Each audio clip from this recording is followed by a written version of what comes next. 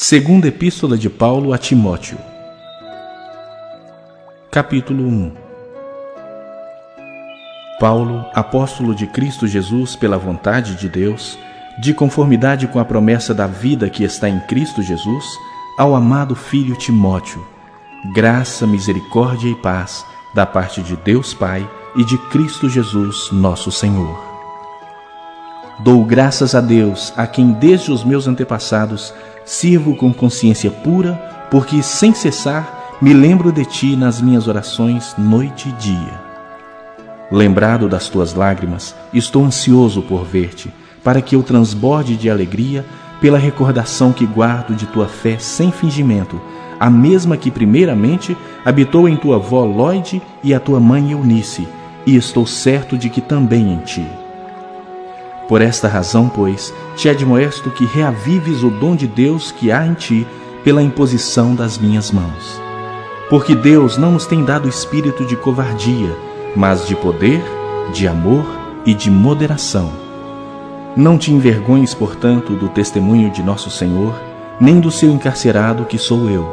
Pelo contrário, participa comigo dos sofrimentos a favor do Evangelho, segundo o poder de Deus, que nos salvou e nos chamou com santa vocação, não segundo as nossas obras, mas conforme a sua própria determinação e graça, que nos foi dada em Cristo Jesus antes dos tempos eternos e manifestada agora pelo aparecimento de nosso Salvador, Cristo Jesus, o qual não só destruiu a morte, como trouxe à luz a vida e a imortalidade mediante o Evangelho, para o qual eu fui designado pregador, apóstolo e mestre, e por isso estou sofrendo estas coisas.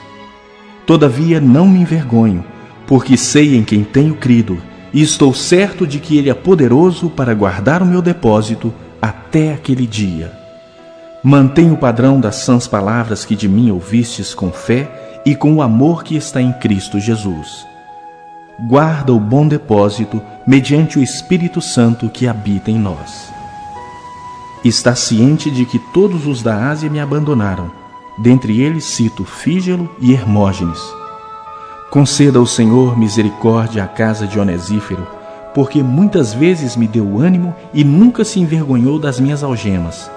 Antes, tendo ele chegado a Roma, me procurou solicitamente até me encontrar. O Senhor lhe conceda naquele dia achar misericórdia da parte do Senhor.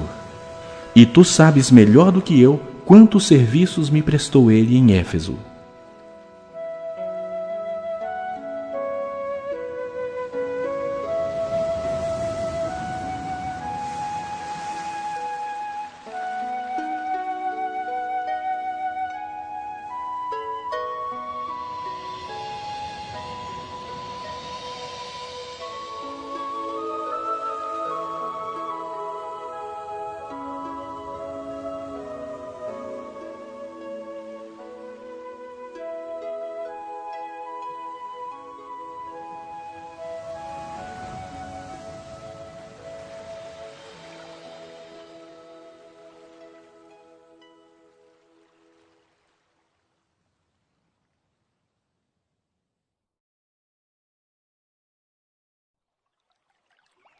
Capítulo 2.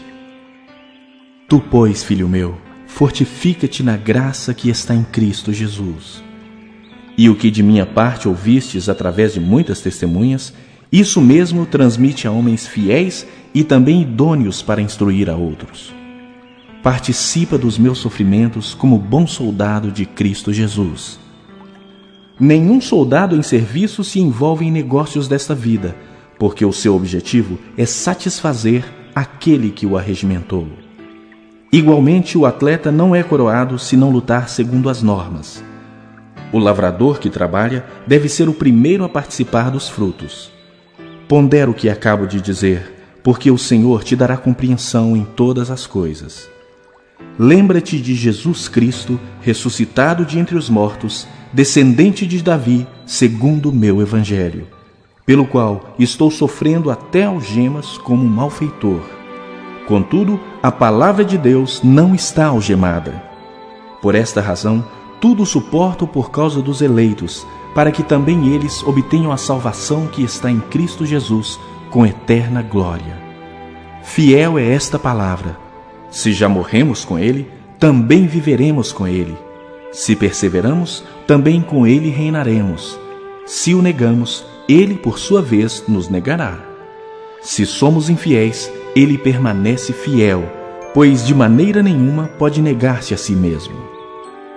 Recomenda estas coisas. Dá testemunho solene a todos perante Deus, para que evitem contendas de palavras que para nada aproveitam, exceto para subversão dos ouvintes. Procura apresentar-te a Deus aprovado, como obreiro que não tem de que se envergonhar, que maneja bem a palavra da verdade. Evita igualmente os falatórios inúteis e profanos, pois os que deles usam passarão a impiedade ainda maior. Além disso, a linguagem deles corrói como câncer, entre os quais se incluem Himeneu e Fileto.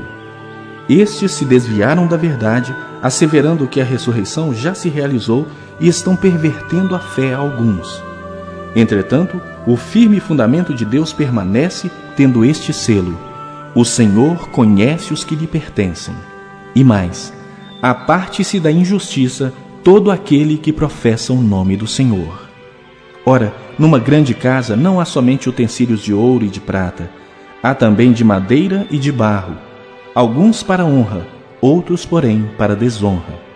Assim, pois, se alguém a si mesmo se purificar destes erros, será utensílio para honra, santificado e útil ao seu possuidor, estando preparado para toda boa obra. Foge outro sim das paixões da mocidade. Segue a justiça, a fé, o amor e a paz com os que de coração puro invocam o Senhor. E repele as questões insensatas e absurdas, pois sabes que só engendram contendas.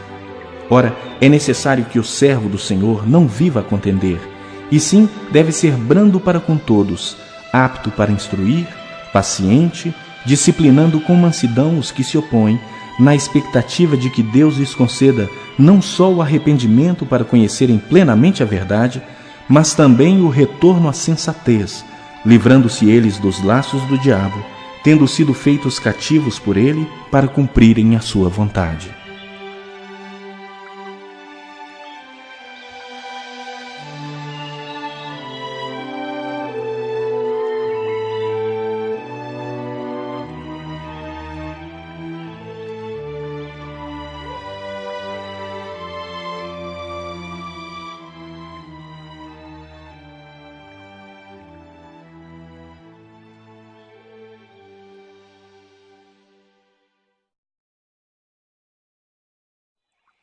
Capítulo 3.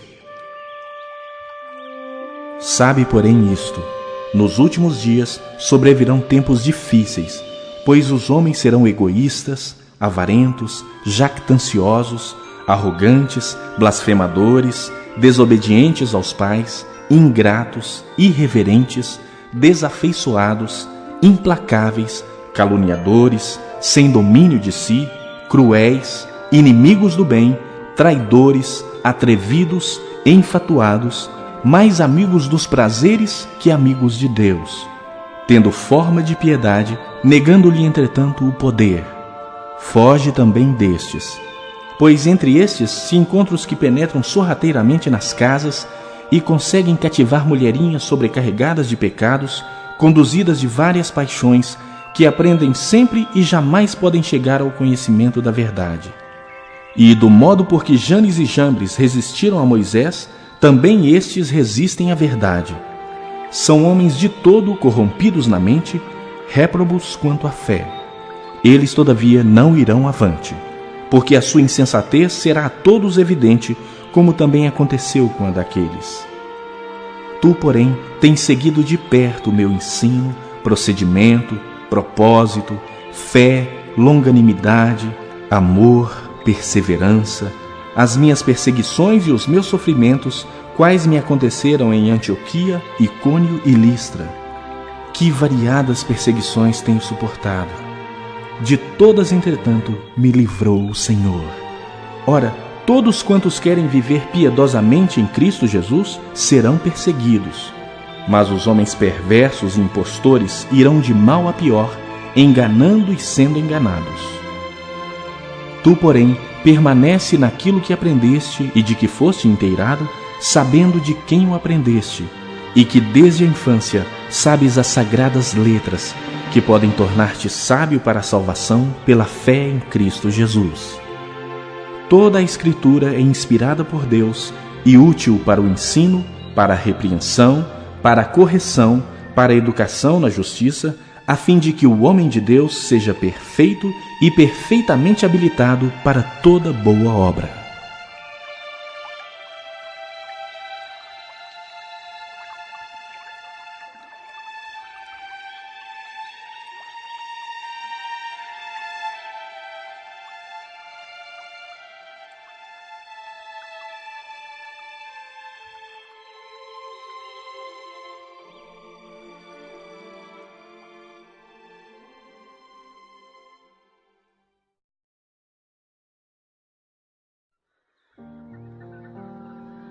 Capítulo 4. Conjuro-te perante Deus e Cristo Jesus, que há de julgar vivos e mortos pela sua manifestação e pelo seu reino. Prega a palavra, insta, quer seja oportuno, quer não. Corrige, repreende, exorta com toda longanimidade e doutrina.